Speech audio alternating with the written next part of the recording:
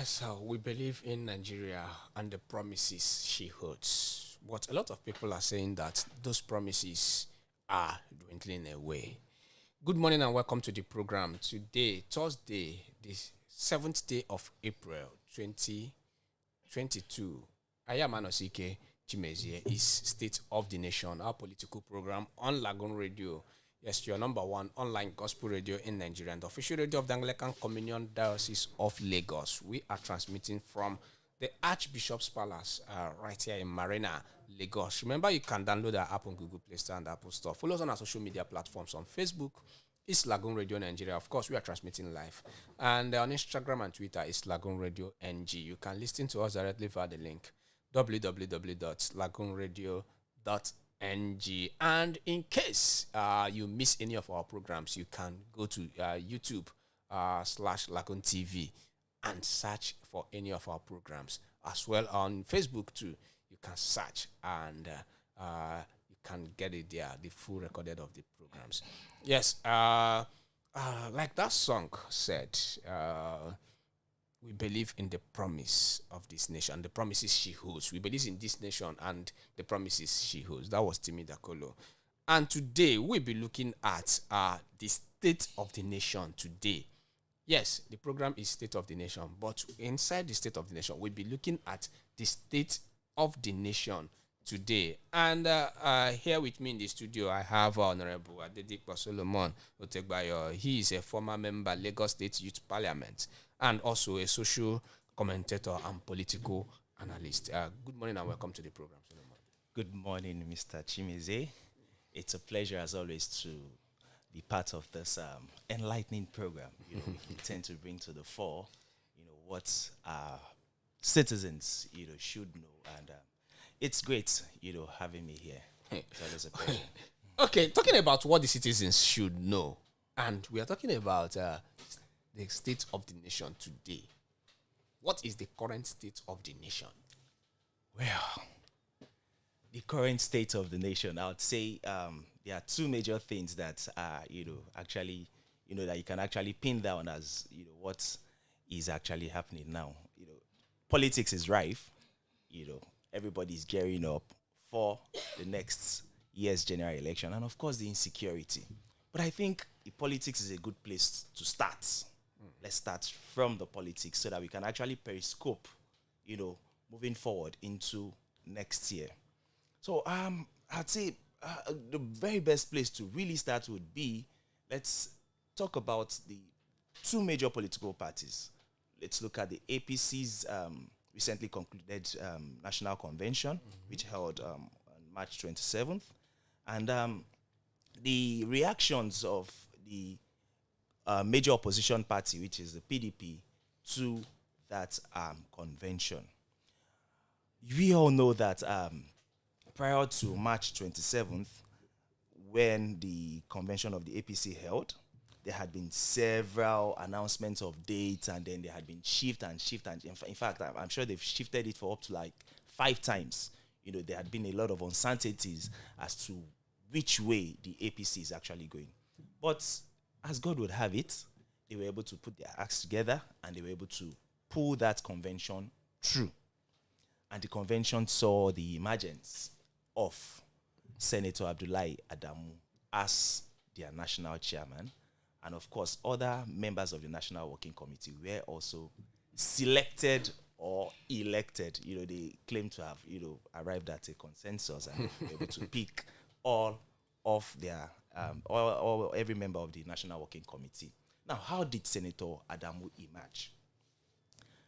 We all know that prior to this time, Senator Adamu was a member of the PDP. He was a 2-time governor of Nasarawa State under PDP.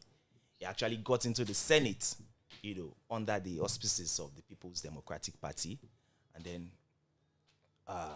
during the horse trading and all of that, he jumped ship and joined the APC. Recall that at the beginning of this 9th assembly, he was one of the main contenders for the position of the Senate president. In fact, he was like he was going to have it. Nothing was going to stop him. He had more clout in the Senate, than the incumbent Senator Ahmed Lawan. And what happened? because the powers that be wanted Ahmed Lawan. They had to do some horse trading, do some consensus, and Senator Abdullahi Adamu was taken to see the Baba himself in Aso Rock. He was taken to see the president by the governor of Kaduna State, Malam Nasir El-Rufai, and some other allies. And I'm sure they must have negotiated.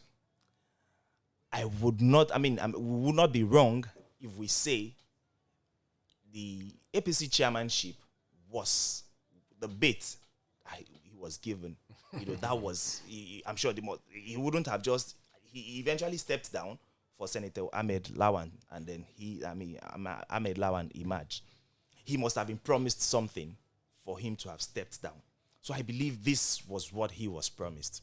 So leading to this, there were so many contenders, people who wanted to be his own successor. The person who succeeded him in Nasarawa State, Tanko Amakura, was also in the running for this same position. But the president favored him, and then he became the chairman. Other members of that committee, I would largely say, are members of they were former members of the PDP.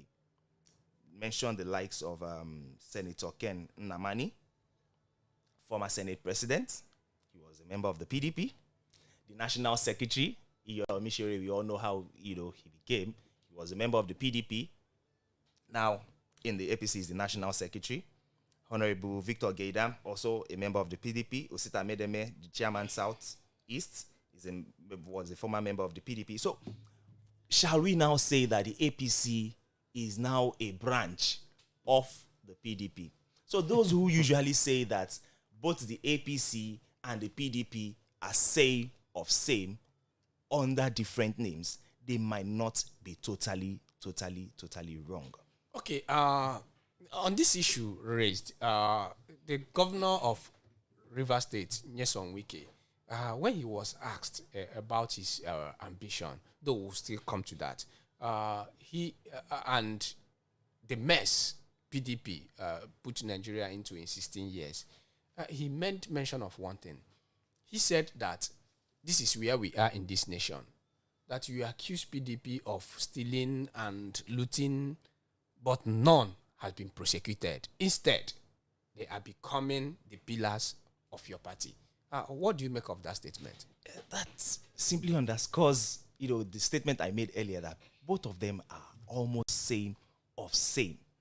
If you look at the fabrics of the APC in itself is not a party per se.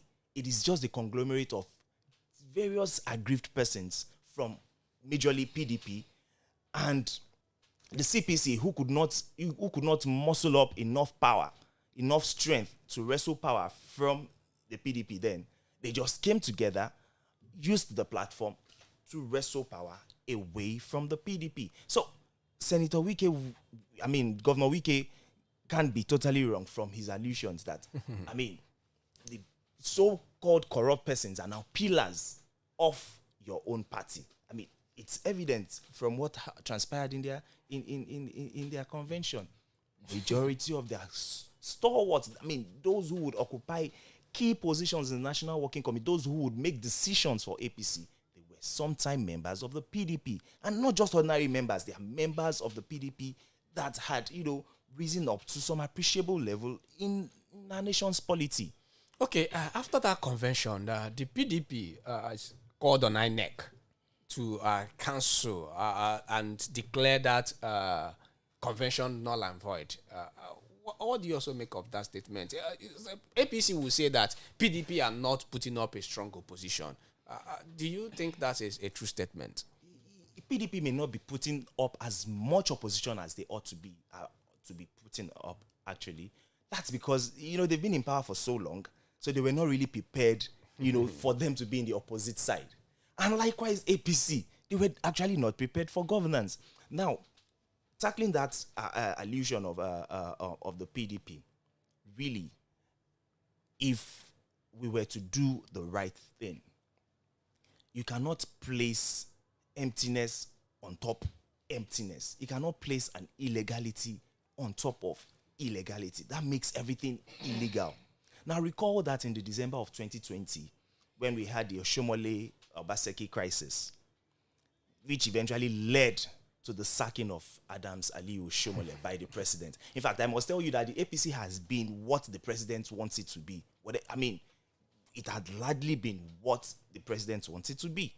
Now, Oshomole was sacked, and Buni was appointed chairman of the Caretaker and Convention Extraordinary Planning Committee, CCPC, And in the constitution of the APC, it is clearly stated that no governor, nobody who holds an executive position, elected, would take up any other executive position in the party. Now, some of them would argue that he was only there in acting capacity. But acting capacity, did he have executive powers? Was he able to do what a substantive chairman would do? Yes, he was, which means he was there as an executive chairman, either in acting capacity or not. They conducted congresses, they conducted primaries to the Edo election. They conducted primaries for several by-elections. Even Ondo election. And Ondo election to several and several constituencies, by-elections into the National Assembly, the State House of Assembly. There were several elections that this particular caretaker committee, as headed by Governor Buni, conducted. And in itself, it is illegal, because if he was to act, he would have just acted. He was supposed to act and conduct a convention in a short period of time, and that had extended since 2020 up till now. And he practically abandoned his primary duty as governor of Yobe State, and he packed his bag and baggages, and he was living in Abuja. I mean, the people of Yobe State, they've been shortchanged, by his appointment. That state is one of the states that had been ravaged by the insurgents, by the terrorists. So he abandoned his duty there, and then he was in Abuja running the party. I'm sure the citizens of that particular state wouldn't say that they actually felt governance. Governors in that state had been on a standstill. I hope now that he has handed over, I hope now that he can now go back to his state and focus on governance and let his citizens reap the dividends of democracy. Do the job for which he was elected. I'm still raising dust on that. Some people will say that if Nigeria is a democratic nation, as it ought to be, that on the election, that Rotimi Akeredolu would not still be the governor of Ondo State. But they had their way in the court. They would always have their way. This convention that we just talked about should also be cancelled, because it is the Buni-led caretaker committee that elected all the delegates that went to elect this current National Working Committee, which means if we really dissect it, the delegates were illegally elected, under a Buni-led committee. So everything, recall that Festus Keyamo did say that the court judgment would haunt the APC. And that is the truth.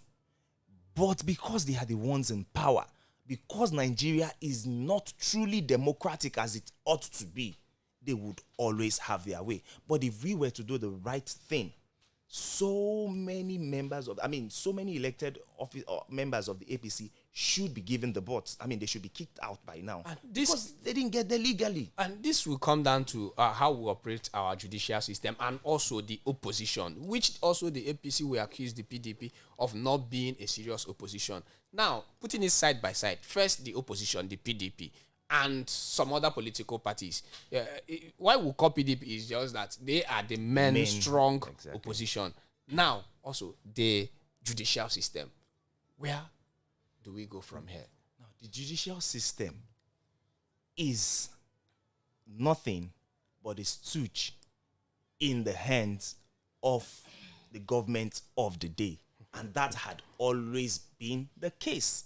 It is not peculiar to the APC alone. When the PDP were in power, we had several judgments, several questionable judgments. So it had always been that way. It is until the judicial themselves brace up themselves and decide to take themselves out of the bondage in which they are by calling the bluff of the government, by calling the bluff of whoever it is that would not make them to serve justice as they should serve. It is until that such a time that we can begin to have things done, appropriately. 2, the office of the Attorney General and the Minister of Justice should be separated. I mean, they shouldn't meet. Two different entities. One is a political appointment. One is it's something that it's a professional thing. One of the judges should rise to that position of the Attorney General of the Federation, because when you lump it together as we currently have it in this current settings, then he would have a lot of influence over the judicial, because he's their oga patapata, and they know that if they do not do his bidding, anything can happen. Anything can happen. We've heard of cases. You remember when judges were being haunted, their houses were being raided, those whom were seen as being loyal to the past administration. Remember the advent of this administration, several judges were, raided. The Onogen was unceremoniously relieved of his job, So several incidences like that. Justice Mary Odeli's house was recently raided, last year. So it is until we separate these two entities and then the judicial officers themselves see themselves as the beacon of hope for the common man in this democracy. It is until that time that we can begin to have things done the right way. The judicial systems, the judicial officers have to brace up and be able to look the government of the day or whoever in the eye and say, no, we are not going to do your bidding. We are going to do the bidding of the Constitution of the Federal Republic of Nigeria as amended. Okay, you're still listening to State of the National Political Program on Lagoon Radio. And Solomon Adedipo is here. And we are looking at the current state of the nation today. We'll go on this short break. When we come back, we will look at the security situations in the country. And also, the 2023 coming elections. This is Lagoon Radio. To uphold the honor of our land and for generations to come, and for generations to come.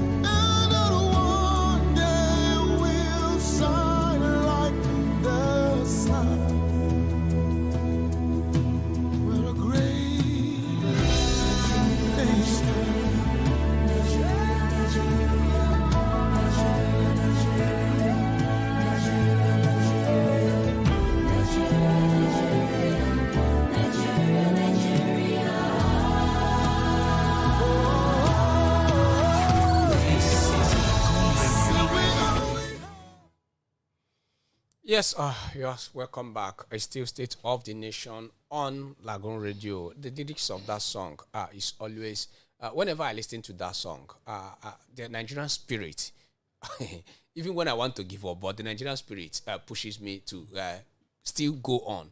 But like we are saying, we are looking at the state of the nation today.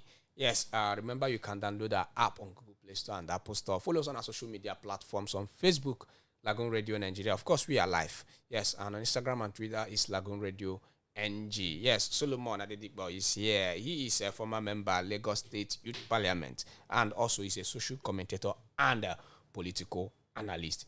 Yes, it's no longer news that the security challenge we are. In fact, we are. Some people have called that Nigeria should be declared as a state of emergency because of the security situation.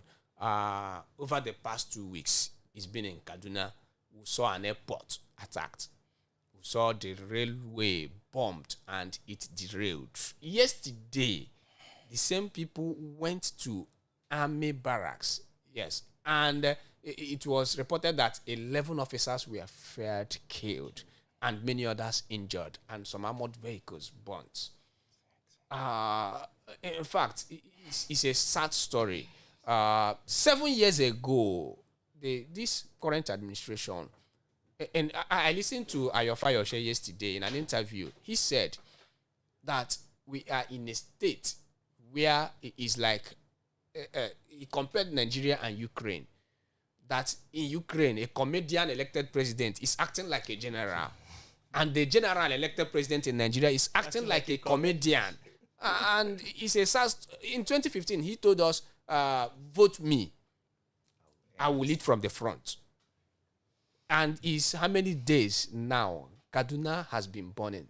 The president is still in Aso Rock. In summary, what are we into, especially in that Kaduna? It's indeed a very sorry and sad case. The comedians have come out to debunk that statement by Ayofayoshe that comedians do not behave that way. Says comedians get sense. That Buhari is just being Buhari, not acting like a comedian. That's on a lighter note. Now, the security challenge, especially as regards Kaduna. Now, there's something, very common with terrorists and, those who just want to disrupt your security architecture. They like to make bold statements, such that they will make you feel that you're actually weak. I mean, there's nothing you can do. We can actually get you if we want to get you. So where is the best place to make such statements? They have to be places of importance to, your being as a country.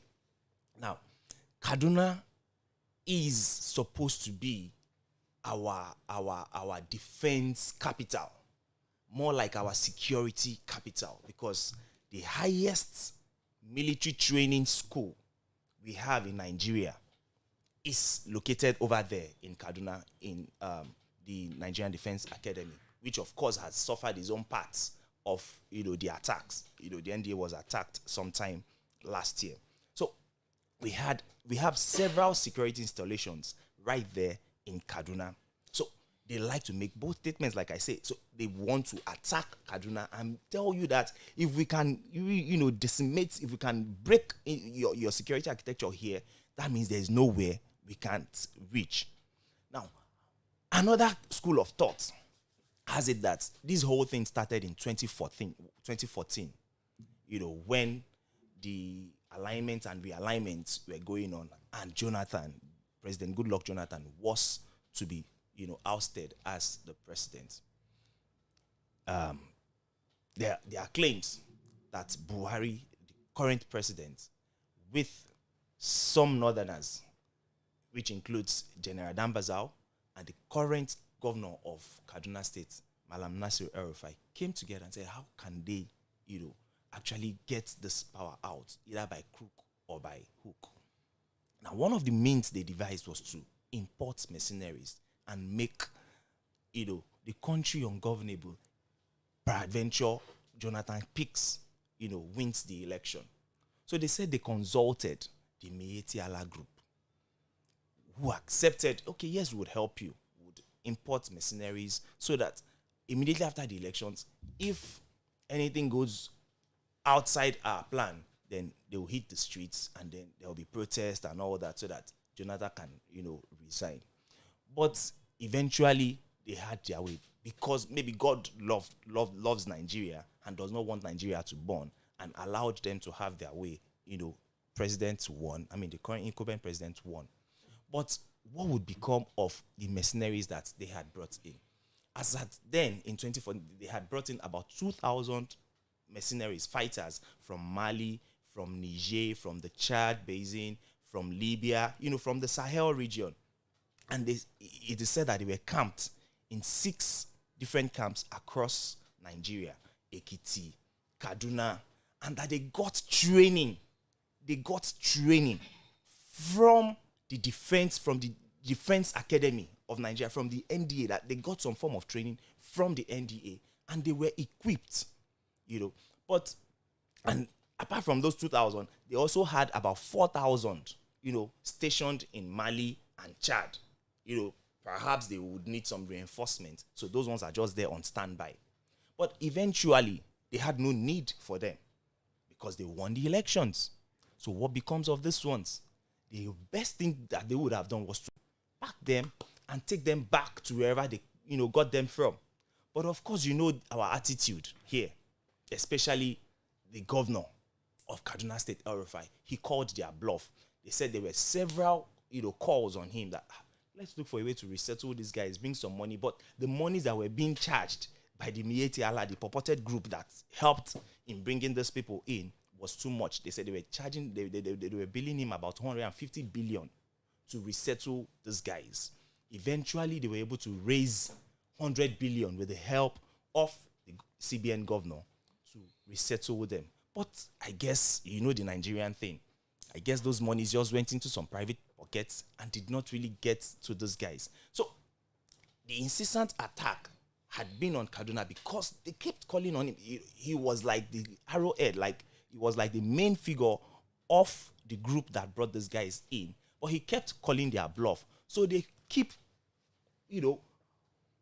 bombing his state, keep sending messages to him that it is until you do our bidding, you yourself would not rest. That is why Kaduna, is being bombed and is being attacked constantly. Because one, El-Rufai is purported to be one of the arrowheads that brought these guys in. And now that he no longer has need for them, he has abandoned them. And of course, they won't just sit in their camp and be looking, because the camps are no longer favorable to them. They are no longer getting the usual supplies that, they used to get. So they need some form of survival. Now they resolved to helping themselves, took laws into their hands. Okay, how do we help ourselves? Let's begin to kidnap for ransom. They began all these kidnappings. Even El-Rufai's children were targeted at some point. Recall that at some point they had to, relocate his kids.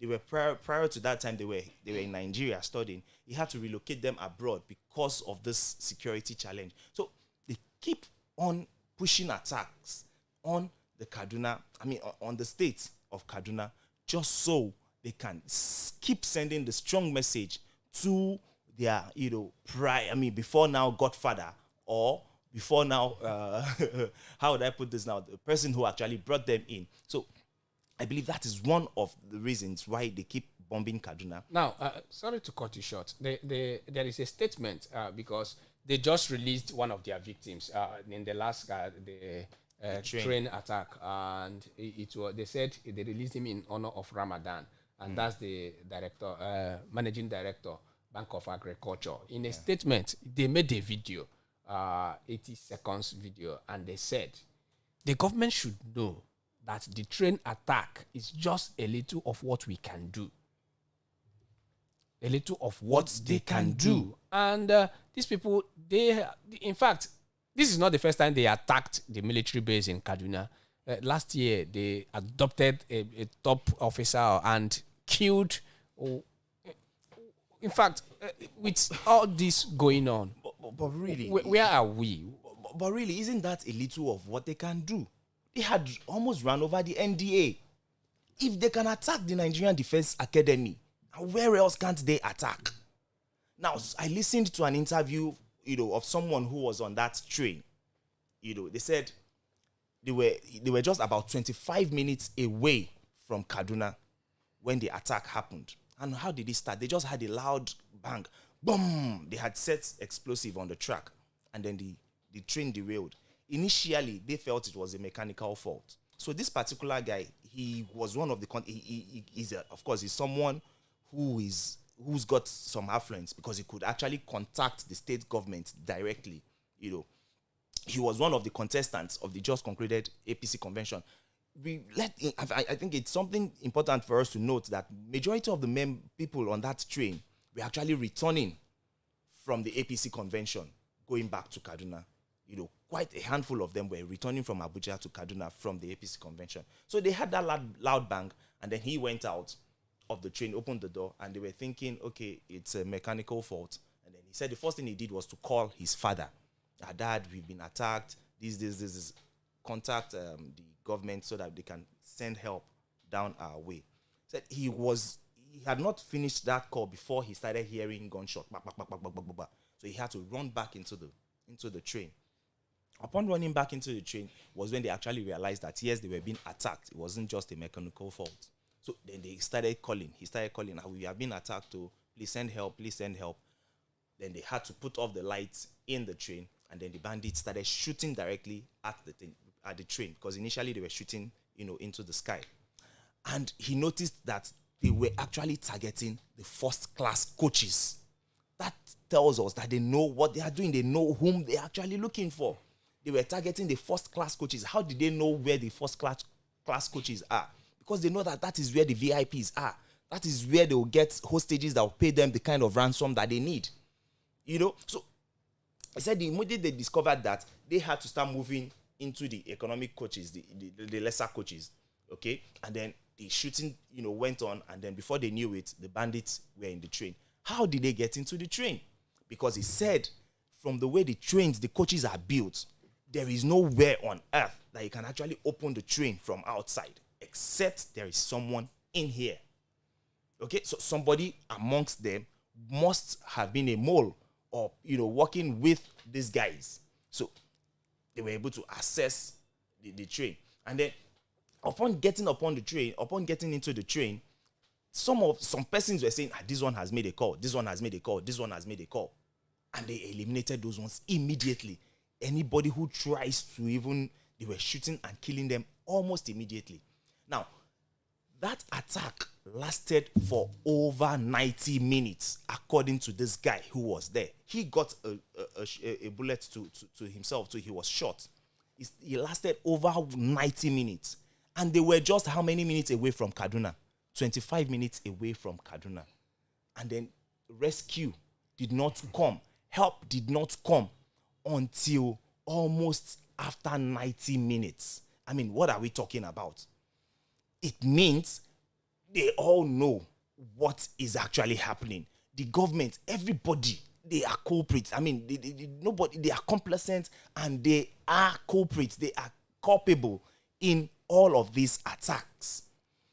Now, Lai Mohammed was doing a press conference yesterday on the attack on the army base, and he was telling us that it is not all the gains of the military that is actually brought to the fore.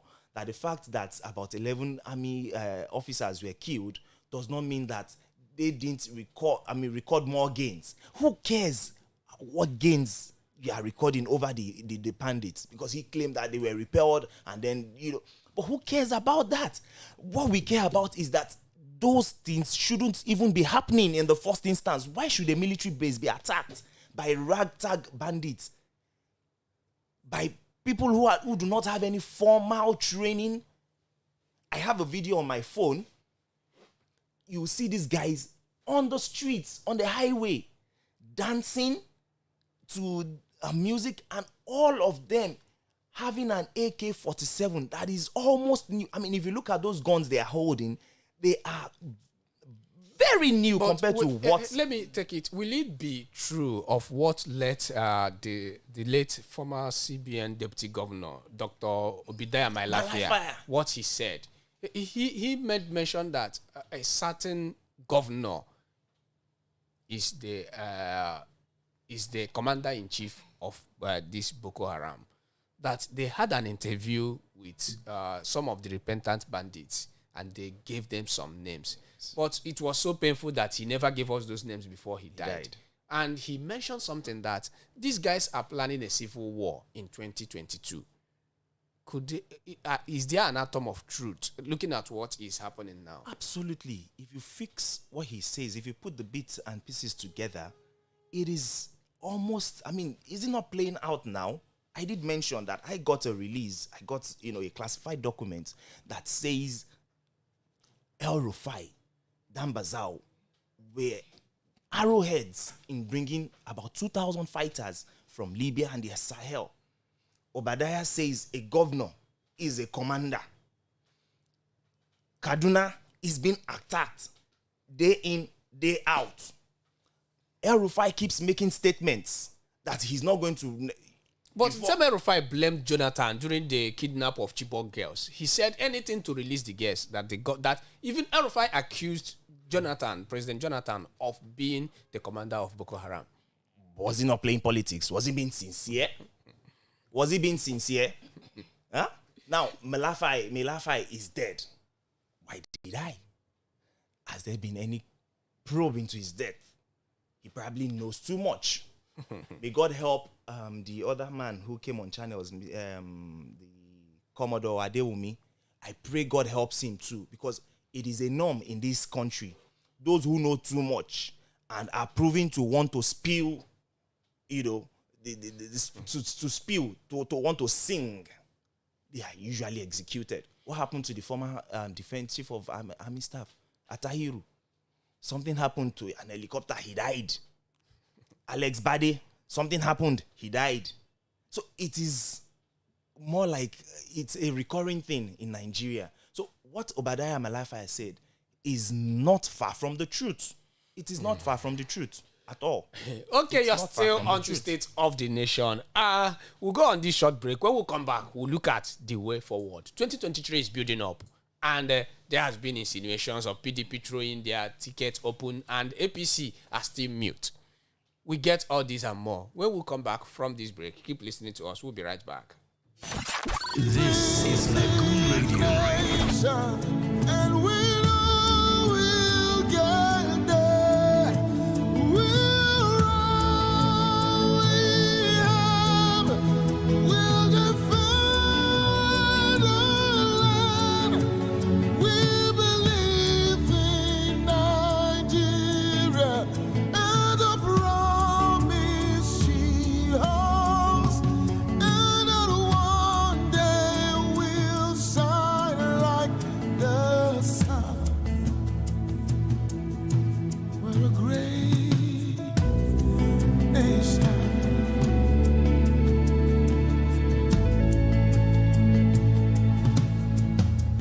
Though we are many people, different tribes, different tongues, we're united in our strength and resolve to uphold This the is Lagoon Radio. Though we are united, we are different tribes, different tongues, but we are united in our strength and resolve. That unity is questionable these days. You're still on to State of the Nation, our political program on Lagoon Radio, your number one online gospel radio in Nigeria. Don't forget, download the app on Google Play Store and Apple Store. Follow us on our social media platforms. Of course, on Facebook, we are live, and on Instagram and Twitter, it's LagoonRadio.Ng. Yes, lyrics of that song, I will always refer to it. Yes, it's like the unity and the resolve is under questions these days. And yes, we've been speaking to Honorable Adedipo Solomon Otegbayo.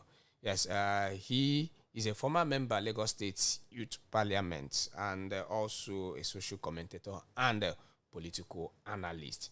Now, let's look at the way forward. 2023, INEC has released the timetable. Yesterday, PDP released their timetable for the primaries, and APC is still mute. But the lingering question is that the PDP has thrown their presidential ticket open, which Governor Otom said that they have referred the committee resolutions to the NEC, that it is the NEC But rumors are saying, or we can say reports are saying, because I listened to a PDP chieftain on TV. I can't remember his name. He said a member of the committee called him and told him that the ticket had been thrown wide open. And there has been agitation inside the PDP of zoning the ticket to the south.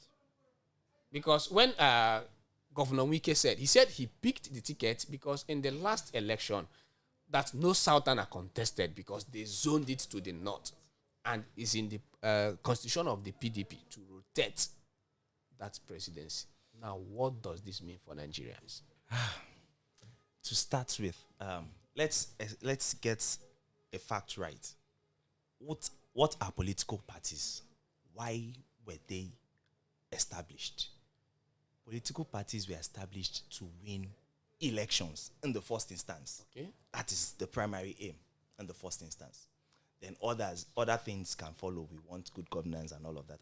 But the main aim of the parties is to win elections. Now, going back to the APC, and then we'll marry it to how the PDP has reacted. Now, the APC had done their elections or the selection, and they have those that they have.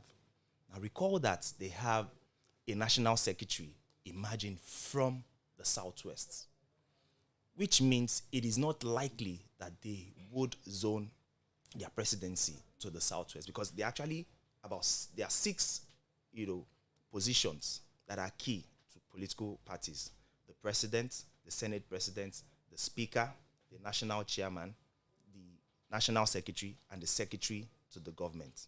Okay, so now they have their national chairman from the North Central, in person of Senator Abdullahi Adamu. They have a Southwestern national secretary. Okay, so the other positions would be determined, when the elections eventually come. Now, having done that, and you recall that primaries are usually done, the gladiators, the aspirants, they like to fix their own persons in those positions, so that by the time they were having their primaries, it would be easy for them to easily get the tickets. Now, there are several gladiators on the APC. We know of Asiwaju Bola Ahmed Tinubu, who to me is the front runner. I mean, he's been all over. He's been very intentional about his intentions. I want to be president. And he's been consulting, all over. We have rumors that the vice president, Yemi Osinbajo, will be coming, but he hasn't declared yet. That is not unrelated with his relationship with Asiwaju, his political godfather. Now, we have the CBN governor, he hasn't declared officially, but he's been muted as to wanting to contest for the presidency. And we've seen cars. Now, who are those sponsoring him? The capitalists, the Alikos, because his policies had favored them. So he has his own camp, those who want him to come up so that they can have a field day by the time he eventually becomes the president. We have Governor Yaya Bello, who is the adopted son of the president and his wife. So he is banking on that relationship with the president's wife and the president. But of course, we know that those ones are political jobbers. They are just, perhaps, he may just come to us. But in the real sense, their chances are, quite low. Now, we have Amechi. We have Okorocha. Okorocha, too, is just a jobber. I mean, there are rumors that some of his allies had secretly picked a nomination form for him in the PDP as well. Okorocha was in the PDP, So those ones are jobbers, trying to, let's see what will happen, maybe. We have Governor Olumakaiye. That one too is another jobber. He's not serious. I mean, the APC would never. He's a sitting governor. He's a sitting governor, but they would never give him their ticket, the presidential ticket. From your own opinion. From my own analysis. We've looked at some of those parameters and things that would favor this, that would not favor this. So the odds are against all of those persons, leaving us with Rotimi Amechi, Chibuka Amechi. Suddenly Amechi becomes, the favorite of the president. I must tell you that Amechi has the backing of the presidency. He was recently turbaned something in the president's hometown, Daura. That wasn't, It's not for fun. It's not for joke.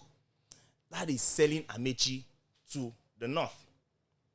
Amechi, who is south, he's from the south, suddenly realizes now that he's Igbo. Because the APC has said that they are bringing their tickets down south. Okay? They have said that their presidential ticket has been zoned to the south. So Amechi is now suddenly an Igbo man.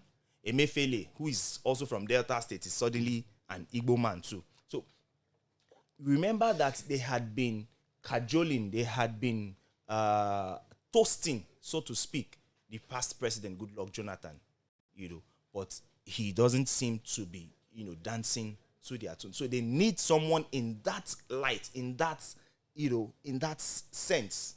So Amechi easily comes to the fray for them. So it is likely that the APC may be giving their tickets to Amechi. What of the former governor of Abia State, Senator, the current chief whip of the Senate, Senator Orji Okalu? Orji Okalu is not really favored by those in the presidency.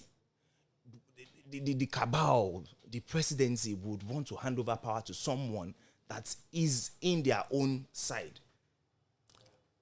Orji Okalu is not someone that is totally favored because they know his capabilities, they know what he can do. Amechi too is not somebody to be totally trusted, but somehow, I don't know, he just finds this favor, with the cabals, maybe because he's been the Minister for Transportation, and of course, how much money had gone into that particular ministry in the recent past.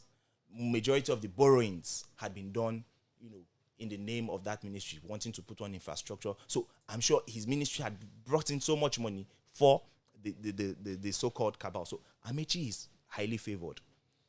Now the PDP has reacted. They had a zoning committee, and the committee has come out to say that they are throwing the ticket wide open. That may cause the APC to rethink, because the PDP throwing their tickets wide open, it's nothing but setting the stage for the emergence of an Atiku candidacy. Now, let's really look at it. If you look at the people up north, they're already galvanizing. The northwest, the northeast, the north central. They're already coming together to form a bloc. But look at us here in the south, in the various political parties, in both parties. We are all coming. Amechi has come. What's his name? The governor of Rivers State. He has picked his ticket. Wike has picked a ticket. Fayose has picked a ticket. Payosanyim has picked a ticket. I would rather expect them to be forming blocks at this point, to be forming alliances. Even in the PDP, Tambuwal, what is his name? Saraki and the rest of them. That's where I was going to. I said, in the PDP now, the North, they are coming together. They're already forming a block. Now, the block that they are forming, everybody knows, well, maybe not everybody, but let's put it out there, that the godfather, the main masquerade behind that block is an Atiku. Saraki has expressed, he has picked his form. Tambuwal, likewise the governor of Bauchi State, Governor Mohammed. Now, the three of them, and that is essentially the North. Sokoto, governor of Tambuwal, Northwest. Governor of Bauchi, Northeast. Saraki, North Central. So the North has already formed a bloc trying to pave the way for an Atiku emergence. Because at the end of the day, you can see that they've been moving around, consulting, trying to galvanize support for a consensus candidate. And there is rumor that they may pick the governor of Delta State as the deputy governor, as the deputy vice president. As the vice president, I'll still get either him or Peter Obi would eventually, we might still have an Atiku Obi ticket eventually. Let me just, I'll get there.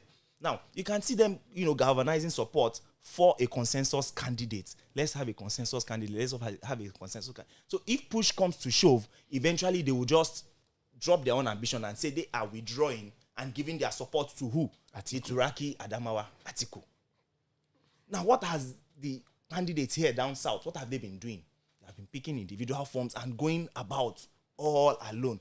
That tells us that we do not really know the politics. Okay, because of our time, let me take you on this. Yesterday, listening to Fayose again, he made mention of the consensus candidate, and he made it clear that he's not going to step down for anybody. That who knows if he is the one Nigerian wants. And now, looking at this language of consensus, he condemned it. He said it's undemocratic. To you, what does that consensus mean? Well, consensus is simply agreeing and saying this is whom we are all backing for this particular election. Yes, it may be undemocratic. Yes, it may be unfair. In fact, it is largely unfair. For me, it's oligarchy.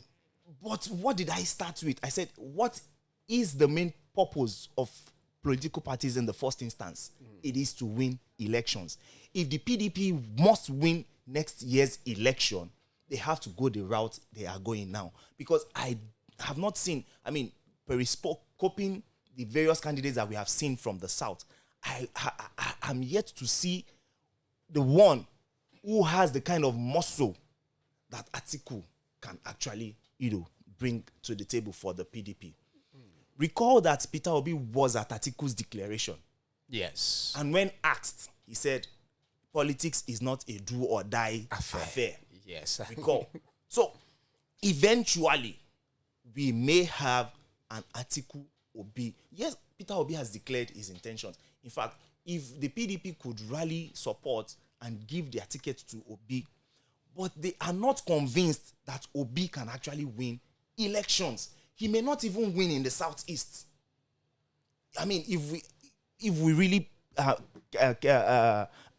break it down to how much of strength, how much of votes these contenders can actually garner in the various regions, he may not be able to garner as much vote. You remember they said their reasons is that they fear the voting strength of the North, which is the truth, either right or wrong. And Wike made mention of that after his declaration. He said that PDP in Rivers State has been PDP.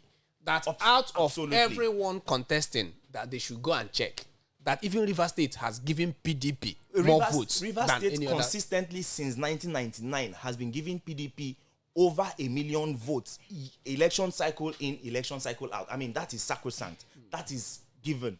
They give them 1 million. But is 1 million votes enough to win the presidency? There has to be a spread. And who has this spread in the PDP? It is an Atiku. So what I think is in their head now is if eventually Atiku, what I hope they can do is for Atiku to sign a pact. Okay, I'll do a 10. Or if eventually I do 2 terms, which I know is very difficult, but I will ensure that I hand over to Peter Obi if Peter Obi eventually emerges as his vice presidential candidate. And that's the much we can take. And someone even said that PDP might not survive the next 4 years as opposition party. Sincerely, they may not. They may not. Because if they fail to win elections in the center this time around, they may not. Of course, all of their decisions would not come without their casualties. Of course, the APC's decisions too has their own.